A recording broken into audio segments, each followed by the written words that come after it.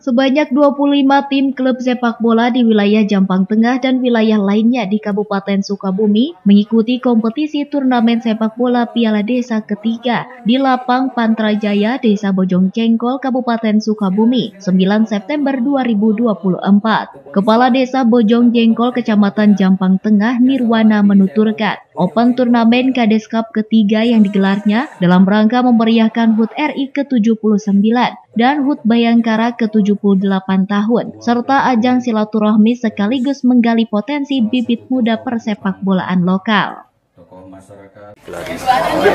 Turnamen Kades Cup ini mungkin yang ketiga, karena saya menjabat itu baru memperebutkan piala Kades Cup. Gitu. Cuman di situ ada unsur yang pertama memeriahkan HUT Republik Indonesia yang ke-79, yang kedua HUT Bayangkara yang ke-78, yang ketiga menjalin silaturahmi.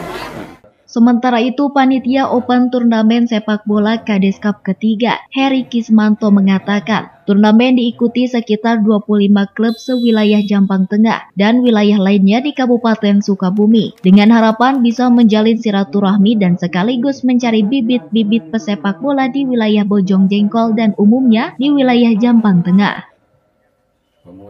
16 Persal Kota Sukabumi akan berhadapan dengan PSD. Tentunya pertandingan ini sangat menarik untuk kita saksikan. Jangan dilewatkan setiap hari.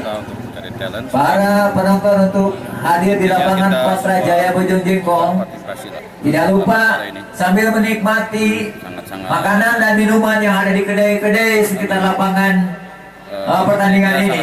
Di samping itu, turnamen sepak bola Kades Cup ketiga dihadiri Forkopimjam dari Polsek Jampang Tengah, Ajun Komisaris Polisi Gatot Sukoco, Koramil Jampang Tengah, pemerintah Desa Bojong Jengkol, dan para tokoh masyarakat. Dari Kabupaten Sukabumi, Muhammad Ujang Heriaman, Tim Liputan MGS TV melaporkan.